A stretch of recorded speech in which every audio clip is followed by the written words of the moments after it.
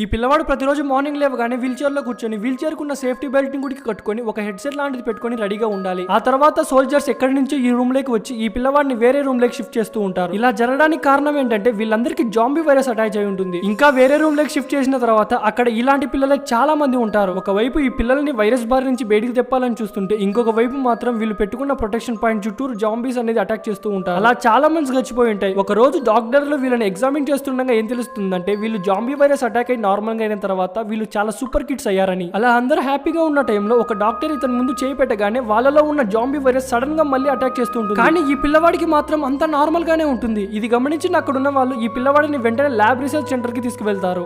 ఇంకా ఈ పిల్లవాడిని ఒక ల్యాబ్ నుంచి ఇంకో ల్యాబ్ తీసుకువెళ్తుంటే మధ్యలో దారిలో ఈ పిల్లవాడు సూర్యుని చూడడం ఇదే మొదటిసారి. ల్యాబ్ లోకి సడన్ గా గ్లాస్ ని అటాక్ చేస్తూ ఉంటారు. ఎండ్ ఆఫ్ ది వీడియో వరకు చూసారంటే ఖచ్చితంగా నచ్చే ఉంటుంది. పార్ట్ 2 కోసం మర్చిపోకుండా ఒక లైక్, షేర్, సబ్స్క్రైబ్ తో పాటు పక్కన ఉన్న బెల్ ఐకాన్ ఆన్ లో పెట్టుకోండి. అప్పుడే నేను పెట్టే ప్రతి ఒక్క వీడియో నోటిఫికేషన్ డైరెక్ట్ గా మీ ఫోన్ నోటిఫికేషన్ ద్వారా వస్తుంది.